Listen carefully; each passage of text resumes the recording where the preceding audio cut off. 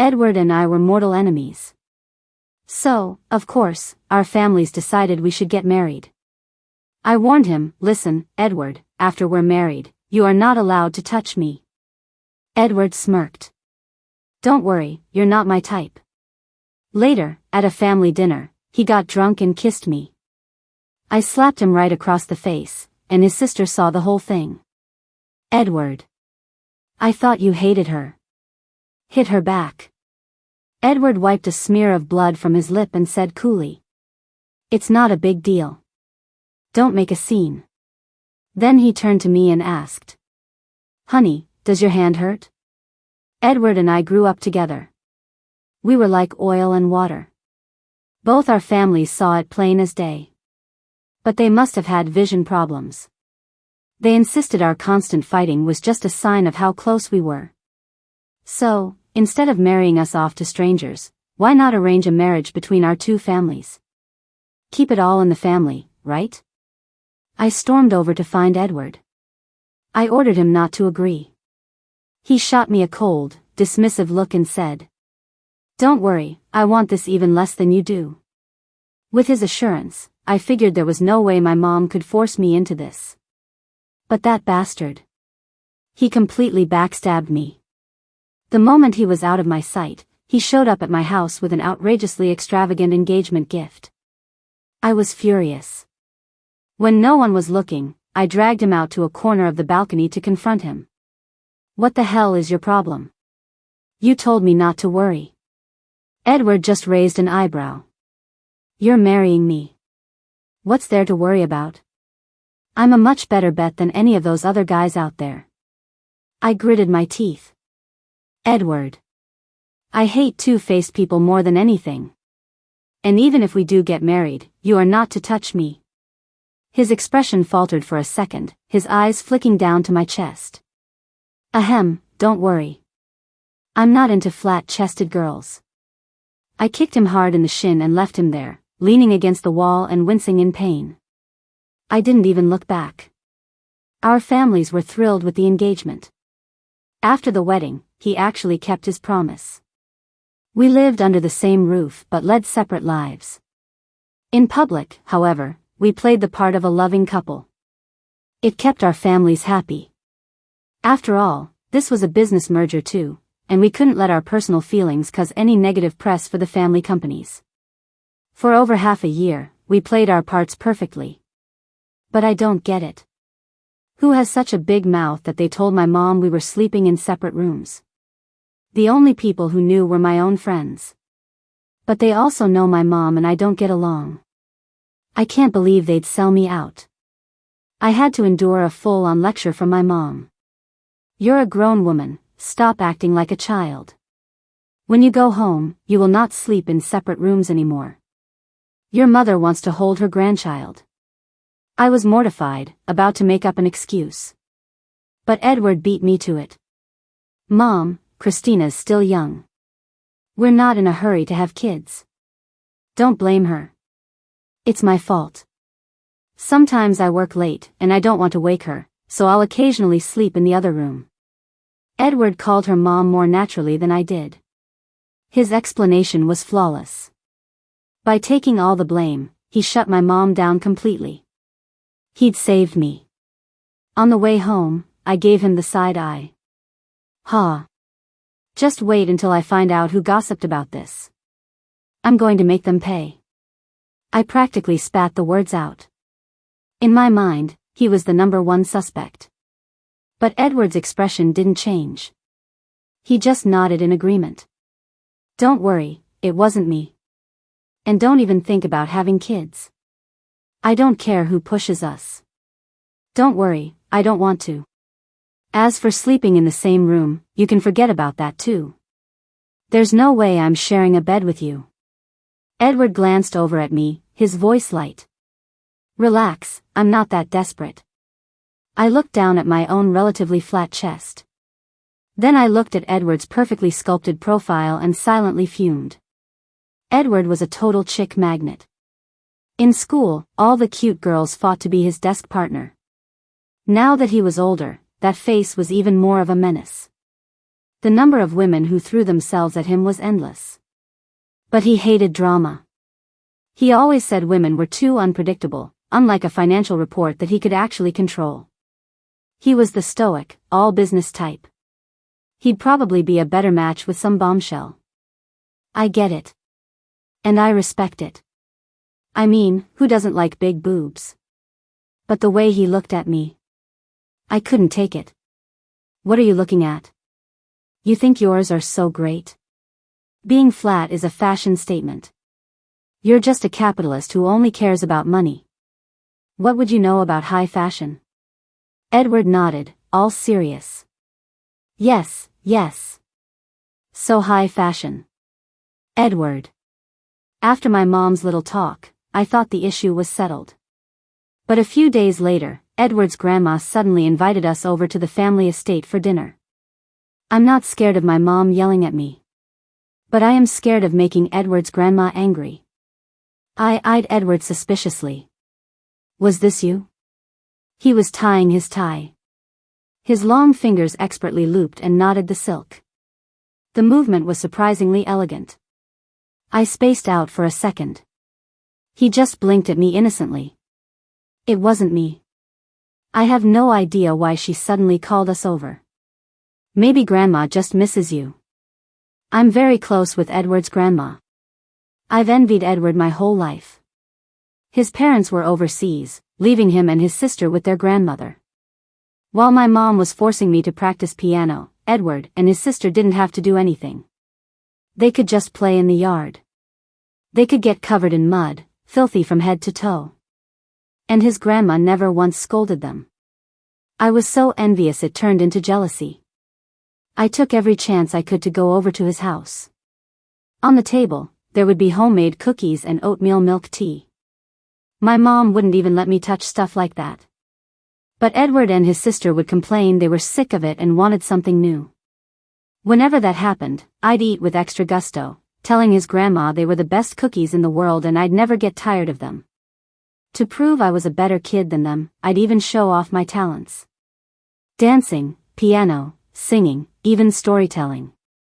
I did anything I could to get his grandma's attention. When she stroked my face with her warm, soft hands. All the rewards my mom gave me meant nothing. But I knew. I only had half an hour at the Edward house. Soon, I'd have to return to that suffocating prison, living by a packed, unforgiving schedule. My jealousy of Edward grew day by day until it reached its peak. That's when my relationship with him and his sister started to go sour. The reason I agreed to marry Edward. It wasn't because he backstabbed me and secretly prepared that extravagant gift. It was because his grandma told me she'd always hoped I would marry Edward and become a real part of the family. The moment I heard that, my resolve crumbled. It's getting late. We should go. Edward finished with his tie and reminded me softly. I snapped out of it and went back to my room to grab my purse. Edward called out again. Christina, don't forget your wedding ring. His voice was heavy, the earlier playfulness gone. This time, I didn't argue with him. Because in this regard, he was definitely better than me. Ever since we exchanged rings at the wedding, I'd never seen him take his off. Me? I only dug it out for important occasions. When we got to the Edward family estate, I saw Grandma's kind, smiling face and felt so guilty I couldn't even look up. The old woman didn't mention us sleeping in separate rooms. Instead, she asked if Edward had been bullying me. I quickly said no. She patted the back of my hand and said warmly, "As long as Grandma is alive, I'll always have your back. No one is allowed to bully our Christina." My heart ached, and I was afraid I'd lose my composure. I quickly turned to look at Edward. He just smiled at me. "Grandma, Christina's dance studio is getting more and more popular. She might end up making more money than me. I'll be counting on her to support me, so I wouldn't dare bully her." Edward was deliberately trying to make his grandma laugh. His eyes and smile were filled with a gentle warmth. It was as if we were a genuinely loving couple. I sighed to myself. If only I had half of Edward's thick skin. Then I wouldn't feel so guilty about deceiving his grandmother. After Grandma went to her room to rest, everyone else started to leave. Soon, the huge living room was empty except for 3 people. Me, Edward, and his sister, Vivien. I was about to leave. Suddenly, Vivien snorted. Grandma is so biased. Who would dare bully her? She's been a competitive little brat since we were kids. Some people are just good at acting sweet on the surface. Behind the scenes, they're drinking and smoking. The moment she finished, Edward's face changed. Vivien, apologize to your sister-in-law. Vivien had always hated me. Now that her own brother was defending me to her face, her voice shot up in anger. She's not my sister-in-law. Edward, Grandma's not here, you can stop acting. You must be miserable being married to her, right? Vivien was looking for an ally, but her ally had just defected. Edward wrapped an arm around my waist and said sternly. Don't talk nonsense. Your sister-in-law and I are very happy. And don't bring the garbage your shady friends say into this house again. The hand on my waist suddenly tightened, pulling me off balance. I tilted towards Edward's chest. Thank God for my quick reflexes. The second my shoulder touched him, I engaged my core and sat up straight. Vivien couldn't see the silent struggle between me and her brother. She just thought we were flaunting our love in her face. I covered my mouth and shot her a playful, reproachful look. Vivien, you shouldn't spread rumors like that. It's so hurtful. She stuck her neck out, defiant.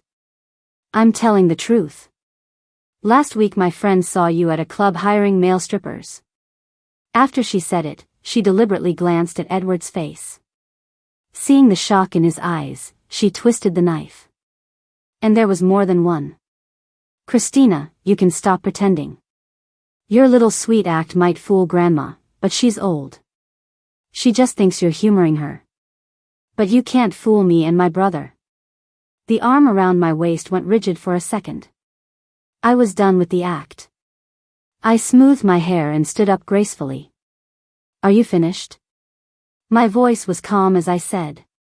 Whether I go to a club, hire strippers, or how many I hire, is none of your brother's business, and it's certainly none of yours. And since you think your brother is so miserable being married to me, why don't you convince him to get a divorce? For Grandma's sake, I'll even take a smaller share of the Edward family stock. You. Vivien was speechless with rage. I didn't even glance at her as I walked towards the door. Edward stood up to follow. Honey, wait for me. He caught up in a few strides and grabbed my wrist from behind. His palm was burning hot. Edward, let go. He'd had a couple of drinks with Grandma tonight. His cheeks were flushed, and his eyes crinkled when he smiled at me. No. I want to hold your hand. He was a lightweight. 2 glasses of fruit wine and he was already tipsy. Normally, I would have played along with his act. But right now, I wasn't in the mood. I'm going to count to 3. Let go of me. Don't keep me from my strippers. But then Edward suddenly lost his mind. He cupped the back of my neck, leaned down, and kissed me hard. The soft pressure on my lips made my brain short-circuit. After a long moment, Edward pulled back slightly, resting his forehead against mine. Honey, please stop talking, he whispered. It's breaking my heart. His voice was a murmur. Like he was begging me. Suddenly, I remembered Vivien was still there. The realization snapped me back to reality.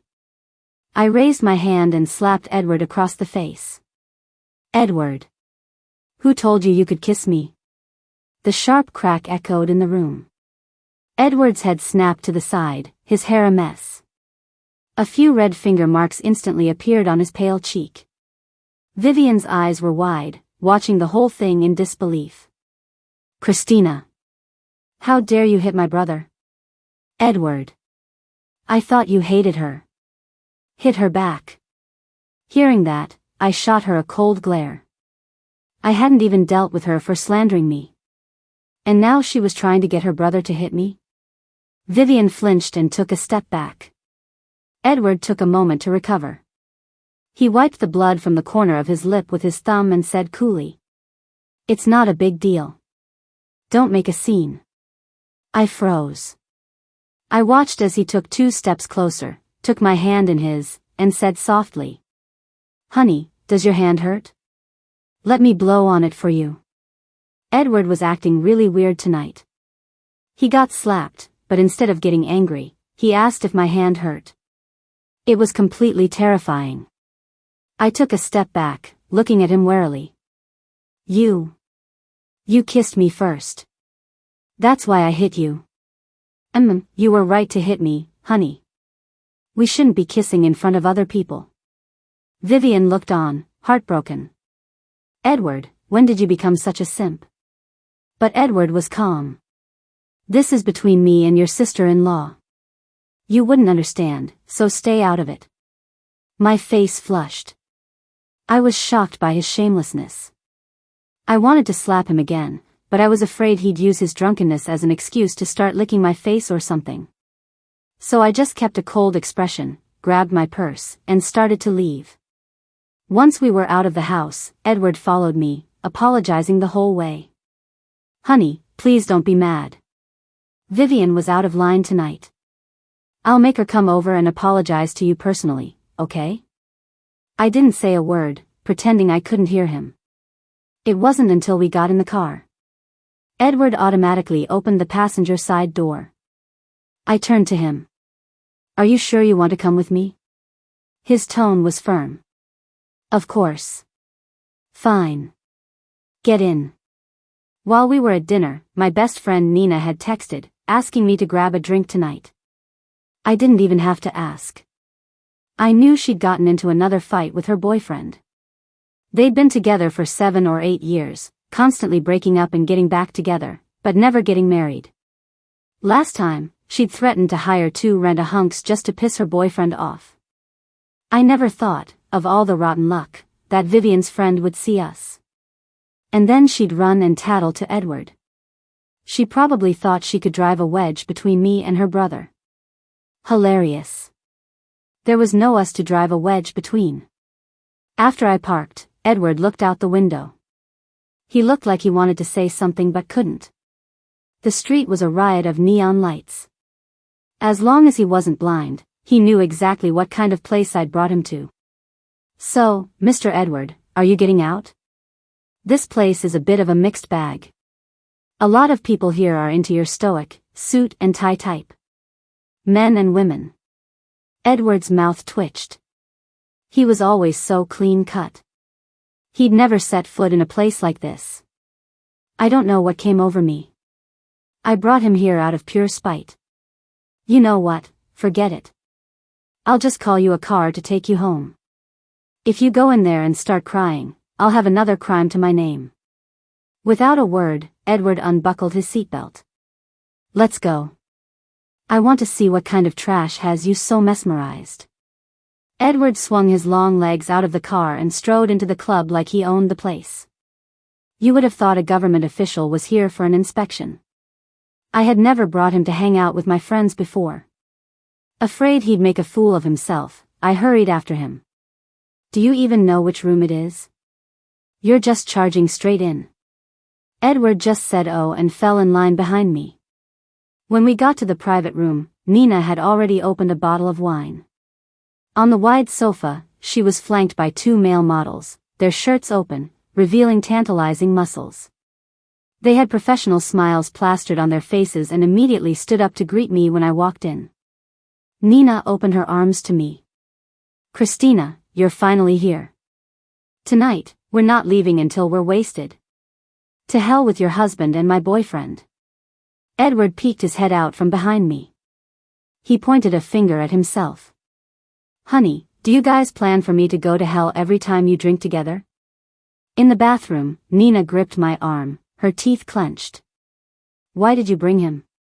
Bringing your husband to girls' night? That is so not cool. You're paying for everything tonight." It really was my fault. I quickly agreed, okay, I'll pay. After I explained what happened, Nina frowned. Who would be that awful? To tell your family you're sleeping in separate rooms? You don't think Edward set the whole thing up, do you? I thought back to his reactions both times we'd gone to see our families. It didn't seem like him. Nina clicked her tongue. Could it have been his sister? She's always hated you. Come to think of it, this was all Edward's fault. When I first moved in, Vivien and I actually got along okay. We were both girls, after all. But then, for some reason, Edward started competing with me. I took piano lessons. He took piano lessons. And he was better than me. I took painting classes. He took painting classes. And he was better than me. I studied classical dance. He had to join too, and the teacher even made him my partner. I couldn't stand it. So I signed up for ballet. That night, I took my beautiful tutu and went to find Edward. Copycat. I dare you to try ballet. Edward thought about the tight pants male ballet dancers wore and his face suddenly turned red. Fine, fine. I won't go. I lifted my chin and snorted. You'd better not. And if you ever try to compete with me again, you'll see what happens. I tossed my head, feeling like a victorious general, and strutted away. I never expected to see a fuming Vivien in the ballet studio the next day. She was gritting her teeth while stretching, sweat beading on her forehead, but she never stopped glaring at me. Christina. I hate you. That's when Vivien suddenly stopped being my friend. Looking back, I guess if the person you hate most in the world becomes your sister-in-law, I'd be pretty miserable too. Nina patted my shoulder. Christina, I know you and Edward don't have feelings for each other, but I can't let you take the fall for me. I was the one who hired the strippers. Don't worry, I'll go explain everything to him. With that, she took off to find Edward. She was so fast. I couldn't even catch her. Back in the room, Edward was sitting calmly between the two models. He was asking them about their income. He helped them analyze the return on investment for their line of work and concluded that they had 2 years, tops, before they'd be replaced by new blood. By then, they wouldn't have saved any money. And their reputations would be shot. If they wanted to find a girlfriend and settle down, their only option would be a divorcee who had cheated on her first husband. Otherwise, they'd just be preying on innocent young women, which was morally bankrupt. The two handsome guys were so thoroughly lectured they couldn't even look up. They could only keep stealing glances at Edward. The custom-tailored suit, the red-soled shoes, the understated luxury watch on his wrist. Every fiber of this man screamed wealth. The models were facing the biggest professional crisis of their lives. As if that wasn't enough, Edward pointed to me, standing in the doorway. See? That's my wife. She was my first love. Do you really think my wife would pass up a guy like me, rich, handsome, with a clean background and a top-tier body, to mess around with you? She's just having a little fun. A man has to rely on his career. Youth doesn't last forever. Finally, one of them couldn't take the humiliation anymore and shot up from his seat. He looked at me and Nina, his eyes red. Are you crazy? Who brings their husband to a club? Nina looked at me and blinked. The fiery determination she'd had just moments ago to defend my honor had completely vanished. She was about to leave, but Edward stopped her. Ms. Song, don't go. Edward glanced at his watch. He smiled, looking completely harmless. Brian said he's stuck in traffic. He'll be here in 10 minutes. He wants you to wait for him. Edward spoke slowly, tapping his foot with satisfaction. But Nina and I felt a cold sweat break out. Brian was notoriously possessive of Nina. The last time Brian found out she'd hired strippers, she couldn't get out of bed for a week. Nina took a deep breath, on the verge of tears. Seriously, why is your husband such a monster? Are there any capitalists who aren't? It was my mistake. I usually paid so little attention to Edward. I had no idea he even knew Brian. Now he was already on his way. It was too late to do anything. I wrapped an arm around her shoulder. It's okay, it's okay. When he gets here, just tell him I was the one who invited you out for drinks. I was in a bad mood and wanted to hire some strippers to cheer me up. I had originally wanted to embarrass Edward. I never expected him to be so devastating. When Brian finally arrived, breathless and frantic, the two capitalists looked at each other from across the room. They gave each other a slight nod. The air was instantly thick with conspiracy. As Brian slung Nina over his shoulder and carried her away, she still had 2 tears clinging to her eyelashes. Christina. Wait for me. I'll see you in a week. My eyebrow twitched. Looking at the size difference between them, I couldn't help but worry for her. Suddenly, a cool, tea-like scent was right behind me. Christina, let's go home too. This club isn't fun at all. The strippers are mediocre. Don't waste your money on this again. You want to touch abs? Touch mine. It's free. Edward wrapped an arm around my waist, pinning me against the wall. He even reached back and shut the door to the room. His warm breath tickled my ear. A shiver ran down my spine. I pushed his face away and, trying to sound calm, sneered. Edward, exactly 0 people want to touch you. He looked disappointed. Mine are way better than theirs. Are you sure you don't want to touch them? A tipsy Edward was a completely different person from the serious, proper man I was used to. He loosely circled my wrist with his fingers and pressed my hand to his chest. My fingertips touched hard pectoral muscle, then traced the contours down his torso. With his other hand, Edward quickly unbuttoned his shirt, his voice husky. My body. Only you can see it, only you can touch it. My ears were burning. I forgot to breathe. Just as his full, flushed lips brushed against the tip of my nose, my chin. His long, dark lashes fluttered, hiding his deep eyes. He was about to kiss me. I snapped back to my senses and turned my head to dodge. His warm, soft lips landed right on my earlobe. My mind exploded. I shoved him away with all my might. And ran like the coward I was. I ditched Edward that night and ran. Back home, I did some serious soul searching. How could I let myself be tempted by Edward? I'll admit, he's got some looks. But how could I almost fall for him? Just because of a kiss? I must have been penned up for too long, ready to pounce on the first thing I saw. Thankfully, when Edward sobered up, he didn't bring it up. He was probably embarrassed too.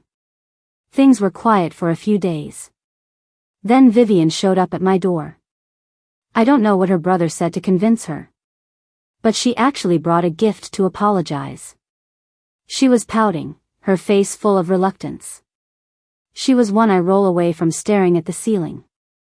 Honestly, I didn't care what she said about me.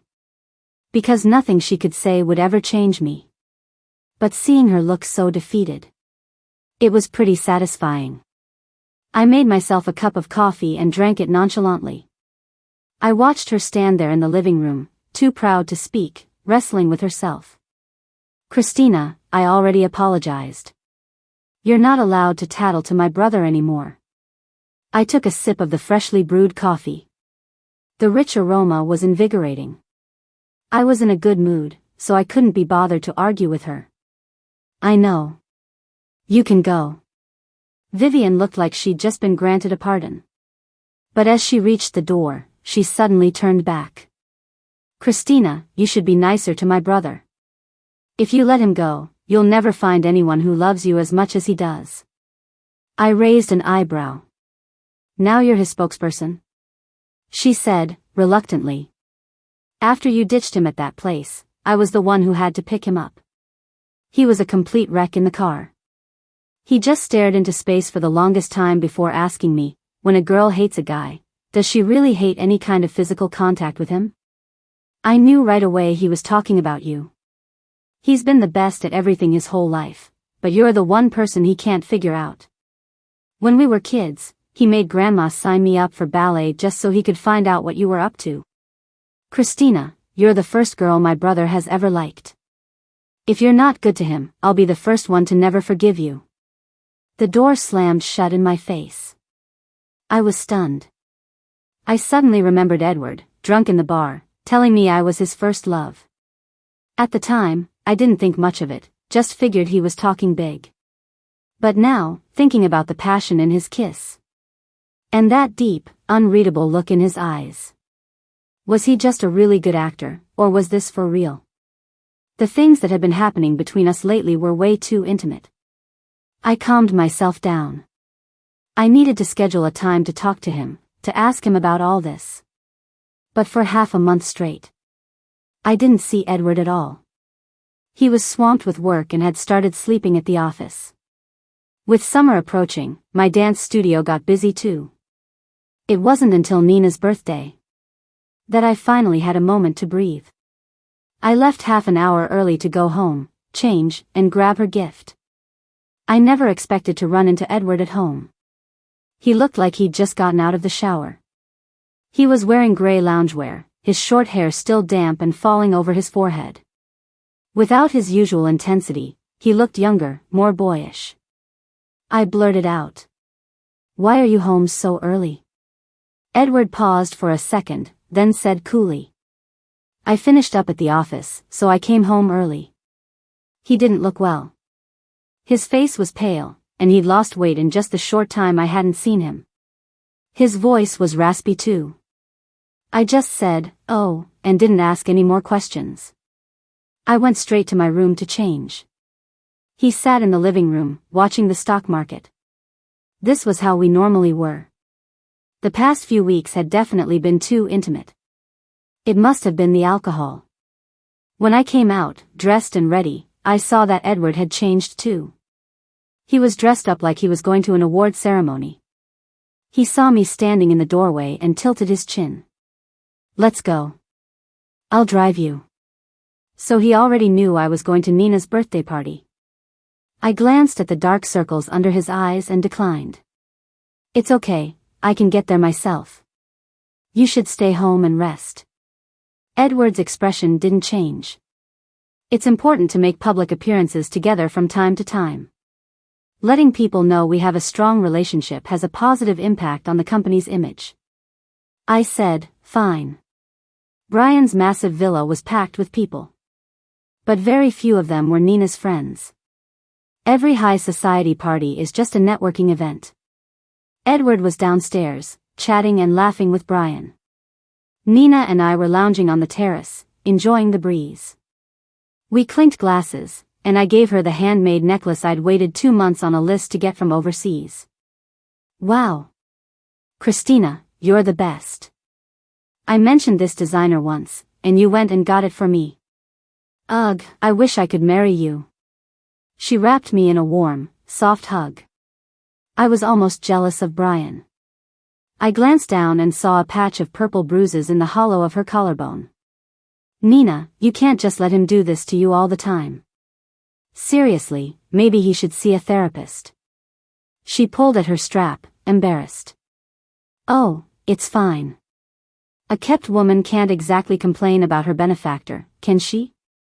When I dance, I sometimes get bruises from bumps and falls, but they fade in a week at most." How long had it been for her? And her bruises still hadn't faded. "Doesn't it hurt?" Nina smiled shyly. "It's not from falling or getting hit, so it doesn't hurt that much." Ugh, how do I explain this? Once you and your Mr. Edward finally do it, you'll understand. I pictured Edward's face. A sudden wave of disgust washed over me. "Please say something that doesn't make me want to vomit. It's never going to happen with us. But if you two aren't planning on getting a divorce, you're bound to fall for each other eventually." I froze. It seemed that, aside from that one time I'd mentioned divorce to spite Vivien, we really hadn't thought about divorcing. But we also hadn't thought about how we were going to live together in the future. As for Nina's falling for each other, I quickly chugged my drink to calm my suddenly racing heart. Nina, ever the gossip, suddenly leaned in close. Christina, Edward is number 2 on the hottest guys in the city list. You see him every day, and you're legally married. Why torture yourself? I hadn't even swallowed my mouthful of wine. I choked and started coughing uncontrollably. What hottest guys list? Nina patted my back, laughing as she explained. By the time she was done, my face was beet red. I just kept waving my hands, saying no way. That night, Nina and I talked about her future plans. Before we knew it, we'd finished a whole bottle of liquor. By the time Edward came to find me, I couldn't even stand up. He frowned. How did you drink this much? I take my eyes off you for 1 second. Can you even stand? I waved my hand, pushing his arm away. Who says I'm drunk? Even when I'm drunk, I have great self-control. Not like some people, who take advantage of others and steal kisses. I was talking about him. And he knew it. Edward glanced at Brian, who was standing behind him, and looked uncharacteristically embarrassed. Ahem, honey, let's talk about this at home. Brian's face was a cold mask. He scooped up a drunk Nina. Mr. Edward, I'm going to take my girl to her room. Don't worry about seeing us out. As soon as he left, Edward let out a sigh of relief. Christina, stop fooling around. Let's go home. The closer he got, the more I dodged. The two of us ended up playing a game of chase around the lounge chair. Edward laughed, exasperated. Christina, you win. I was getting dizzy from running. I leaned on the chair and glared at him. Humph, I've been winning my whole life. Edward faked a move, then bent down and swept me up into his arms. The sudden feeling of weightlessness made me instinctively wrap my arms around his neck. Edward, put me down. I'm counting to 3. If you don't let me go, you'll be sorry. 1. 3. Before I could finish, Edward cut me off. He even took one of my hands and slapped himself across the face with it. He was slightly out of breath as he looked down at me. There, you hit me. Now, be a good girl and shut up. One more word, and I'll really kiss you. When did he get so aggressive? On the way home, Edward was worried I'd feel sick. He drove slowly and even thoughtfully rolled down the window. The evening breeze felt cool on my hot face. I closed my eyes, comfortable. When I was little, I'd watch Edward and Vivien playing wildly in their yard. I could hear their laughter all the way from the 2nd floor of my house. Distracted by them, I'd hit a wrong note on the piano. A ruler would rap against the back of my hand. My mother would get up, close the window, and tell me to focus. I never understood why we were all kids. But they could be so free. Well, I was a grown-up now. The breeze I missed out on in my childhood was finally giving me a full embrace. Edward was right. Marrying him was better than being married off to some stranger. I turned my head and stared at Edward's profile. He was focused on the road, his eyelashes thick and curled, his nose straight and high. His lips were pressed together lightly, giving him a cool, indifferent look. I guess when he wasn't talking, he could be pretty intimidating. My eyes traveled down from his full lips to his long neck and prominent Adam's apple. My gaze lingered on the small mole next to it. My mouth suddenly felt dry. My mind was filled with Nina's words. You guys are legally married. It's a free meal. He's number 2 on the hottest guys list. Right, what did Edward say to me that night? He said his abs were in great shape. I could touch them if I didn't believe him. I could look, too. I could even look and touch at the same time. And only I was allowed to look and touch. So thrilling. Christina? Why is your face so red? Edward glanced over, saw the look in my eyes, and asked with concern. I snapped back to reality and stared at his hands on the steering wheel. I swallowed hard and asked. Edward, why are you number 2 on the hottest guys in the city list? Edward froze. What hottest guys list? It means you're delicious. Edward let out a small ah. A smile touched his lips, then quickly disappeared. Wait, why am I number 2? Who's number 1? Brian is number 1. On what grounds? Who told you that? Nina told me. Edward reached over and ruffled my hair. Sweetheart, that's rigged. She's just hyping up her boyfriend. No one had ever touched my head like that before. The strange sensation was like an electric current shooting through my brain. I lost all reason and asked without thinking. So should I be hyping you up? I actually think you're way hotter than Brian.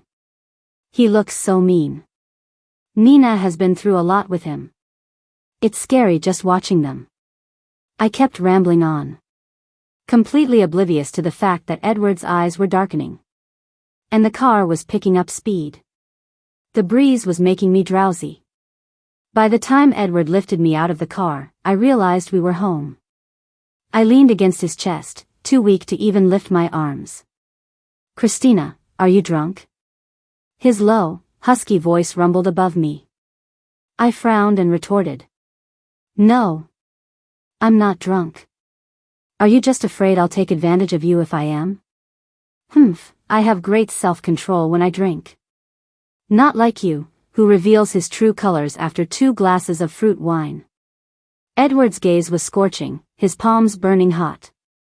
Through a haze, I heard him say. I was kind of hoping you had worse self-control. He really didn't wish me well.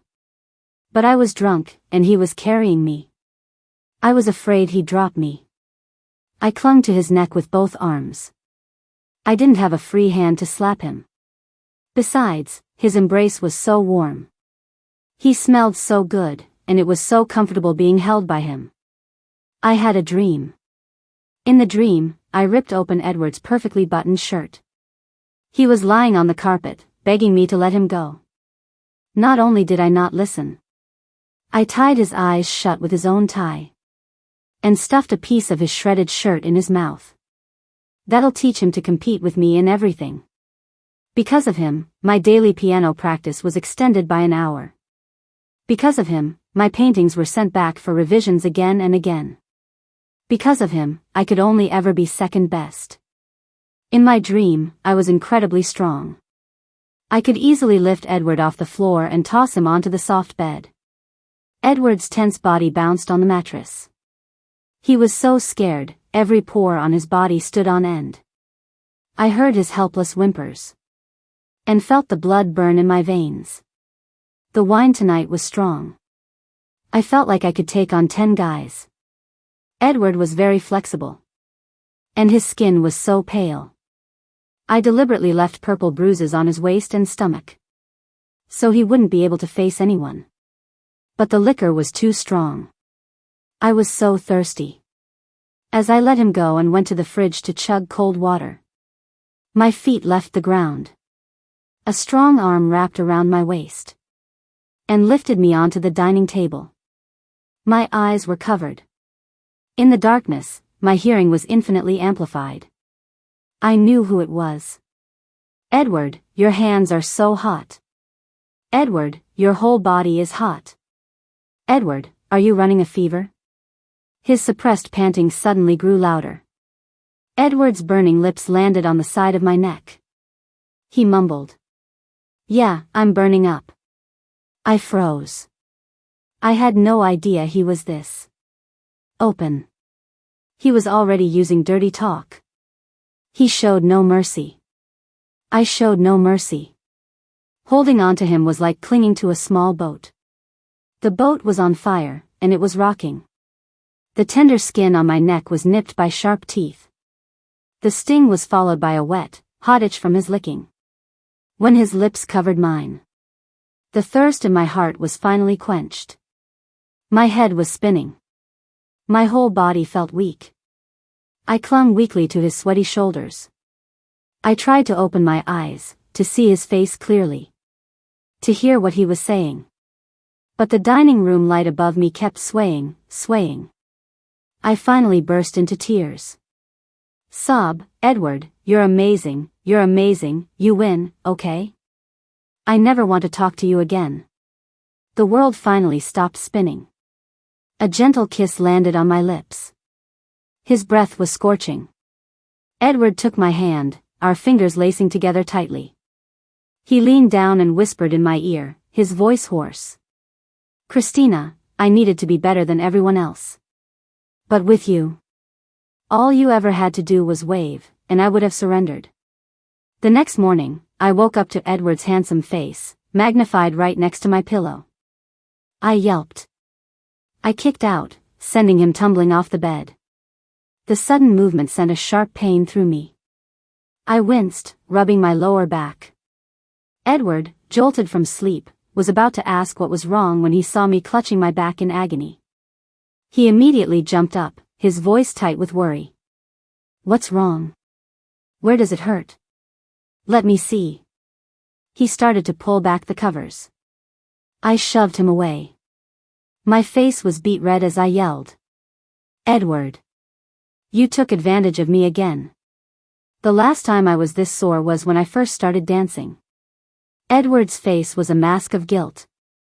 "I'm sorry. Last night, you kept holding on to me, saying my name over and over. I thought you liked me too." As he spoke, memories of last night slowly came back. So it wasn't a dream where I was the strong one, pinning him down and having my way with him. The dream was backwards. The one who was done until they cried was me. What was done was done. I wasn't really blaming him. But there were things we needed to clear up. "Edward, we've broken our original agreement. We had agreed not to interfere in each other's private lives. Now look at us. We'd interfered with each other until we couldn't walk straight." He lowered his head and said quietly, "Yes. It's my fault. You said you weren't interested in me. I'm sorry. I lied. So you planned this all along, didn't you? Marrying me?" "Yes. I couldn't stand the thought of you marrying someone else." I didn't know if I felt relieved or just accepting. Looking at this familiar face in front of me, I let out a quiet sigh. "Edward, if you liked me, why didn't you say so sooner?" Edward stiffened. He slowly looked up. "Christina, I was afraid if I told you I liked you, you'd hate me even more. Like when we were kids. I only signed up for all those boring classes because I wanted to spend more time with you, but you always kept your distance. Grandma said I could learn anything quickly, except how to make you happy. She told me to be good to you, but I couldn't think of a better way. All I could do was spend the rest of my life trying to prove that everything I did because I love you." Edward's voice was hoarse, and his eyes started to turn red as he spoke. I was moved. I sniffled and said quietly, "But I've only just started to like you a little. Is it too late?" Edward froze for a second. Then he smiled. He took my hand, his thumb gently stroking my palm. His voice was impossibly gentle. "It's not late. It's not late at all. It's years earlier than I ever imagined." I looked into his deep eyes, my heart suddenly beating faster. If he was willing to bet his whole life on making me fall for him, then I was willing to try to love him as much as he loved me. "Edward, let's start dating." He smiled and nodded. "Okay. Let's date for the rest of our lives." The morning sun streamed into the bedroom. It felt like a new beginning for me and Edward. Edward's epilogue. When Edward was 7, a new family moved in next door. He stood by the ivy-covered fence, peeking through. An elegant, serious-looking woman gestured to the car and said something. A moment later, a pale, delicate arm emerged from the car, followed by a small, pearl-studded leather shoe, and a beautiful pink dress. Edward was mesmerized. The girl getting out of the car was as beautiful as a doll.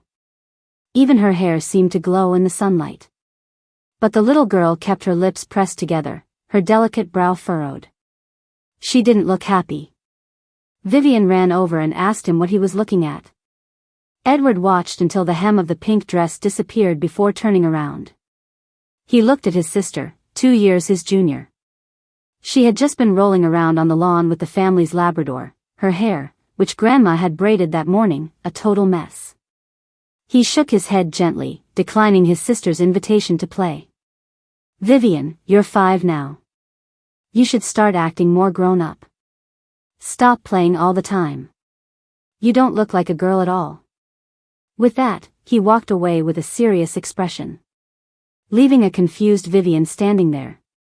The next day, he brought a box of Grandma's homemade cookies, held a cleaned-up Vivien's hand, and went to greet the new neighbors. The lady of the house opened the door. She warmly invited the siblings inside. Edward's eyes scanned the room. "Ma'am, where's your daughter?" "Oh, you mean Christina? She's at her painting class." Vivien tugged on Edward's sleeve. "You have to take a class to paint? My mommy says your imagination is the best teacher. You can paint whatever you want. You don't need lessons." Edward sensed the woman's momentary awkwardness. He stood up to leave, saying they'd come back to play another time. But later, Edward discovered that he could never find a time when Christina was free to play. She seemed to have an endless schedule of classes. She was like a pre-programmed robot, with even her bath time scheduled. Occasionally, when he and his sister were playing in the yard, he would see a pair of eyes watching from the second-floor window next door. Envy, jealousy, feigned indifference. His little princess didn't seem happy at all. Later, he came up with an idea. He had his grandma take Vivien to invite Christina over to their house. Even if it was just for 20 minutes. Christina loved his grandma's cookies. One time, he saw Christina hiding in the kitchen, stuffing cookies into her mouth one by one. Her cheeks were puffed out, and there were crumbs around her lips. When she was caught, her bright, dark eyes stared at him warily. Edward was lost in her eyes. He wanted to say, "Eat as much as you want. Slow down. They're all for you." But the next second, the girl grabbed his collar and pinned him against the wall. She threatened him not to tell anyone what he saw. The pressure on Edward's neck was uncomfortable. It hurt a little. But what hurt more was finding out that Christina, who was in the middle of a growth spurt, wasn't getting enough to eat. Christina's mother was worried she'd gain weight if she ate too much. Forget snacks like cookies. Even her regular meals were restricted to 70% full. He felt a pang of heartache he couldn't explain. He started trying to find ways to get close to her. Looking for any opportunity to show he cared.